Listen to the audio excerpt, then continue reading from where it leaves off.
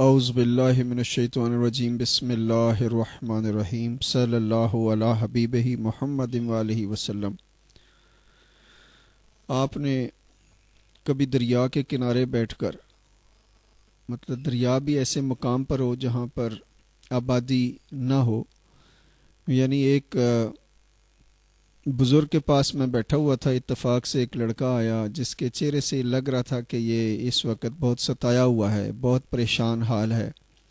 اس نے آ کے بزرگوں کو عرض کی کہ میں یہ جنات کو قابو کرنے کے لیے چلہ کھینچنا چاہتا ہوں۔ تو انہوں نے فرمایا کہ اس کو جنات کا یہ جو چلہ ہے قابو کرنے والا اتنا ایزی نہیں ہے، اس کے لیے کم از کم 40 دن آپ کو اپنے رشتہ داروں سے، بہن بھائیوں سے، ایسے مقام یعنی جنگل میں جہاں دریا بھی ہو اور جنگل بھی ہو، یعنی مخلوق خدا نہ ہو، وہاں جا کے آپ کو 40 دن رہنا پڑے گا، اور 40 دن پھر یہ کھانا پینا چھوڑنا پڑے گا، یعنی everything you need to leave. تو کتنا مشکل بات تھی۔ وہ بہرحال یہ شرطیں سن کے چلا گیا کہ okay I will come back again. لیکن مجھ سے کسی نے پوچھا کہ میں جنات قابو کرنا چاہتا ہوں تو کیا کروں؟ تو میں نے عرض کیا کہ دیکھو، اگر آپ کو کوئی قابو کرے گا تو آپ کو اچھا لگے گا، تو کیوں نہ ہم بس صرف دوست بنائیں، چاہے وہ جن و انس ہوں۔ لیکن انسانوں کی دوستی پھر راس آ جاتی ہے، لیکن یہ جو جنات ہیں، چاہے ان میں ولی ہوں، درویش ہوں، فقیر ہوں یا چور ڈاکو چکے، ان کا کام نقصان دینا ہے۔ تو یہ حضرت انسان کو نقصان دینے سے باز نہیں آتے، لہٰذا ان سے بچ کے رہنا چاہیے اور وہ طور طریقے سیکھنے چاہیے جس سے آپ جنات کے اٹیک سے بچ سکیں۔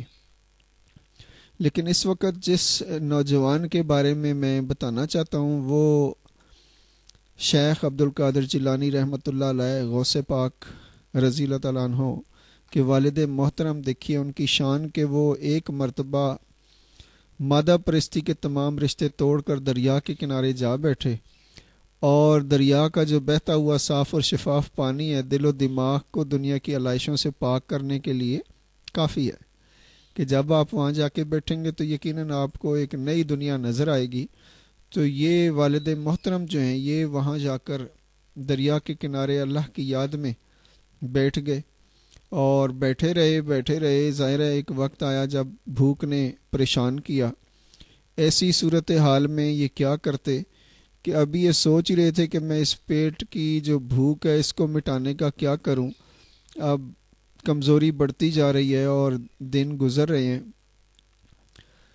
تو ایک سیب اتفاق سے جو ہی خیال آیا تو ایک سیب دریا میں بہتا ہوا جا رہا تھا۔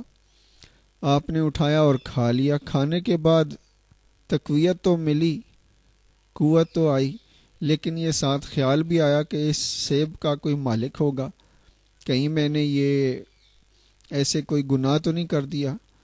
آج دیکھیں ہم جو کچھ کھاتے پیتے ہیں، ہم وی ڈونٹ کیئر کہ یہ حلال ہے یا حرام ہے، لیکن آپ کو اس بات نے پریشان کر دیا اور آپ اس یعنی جدھر سے وہ سیب آ رہا تھا، دریا بہہ رہا تھا، آپ اس کے کنارے کنارے چلنا شروع ہو گئے کہ میں باغ کا جو مالک ہے اس سے ملوں گا اور ان سے اپنی یہ جو میں نے غلطی کی ہے، جو جرم کیا، اس کا اعتراف کروں گا، اس کی سزا بھگتوں گا اور تب میں آرام سے بیٹھوں گا۔ یعنی اب ایک سیب کسی کا کھا لینا، اور وہ بھی دریا سے بہتا آ رہا ہے۔ دریا تو اللہ نے بہائے ہیں، اللہ کرے کہ آپ کا اور میرا دل دریا سمندروں ڈونگے بن جائے۔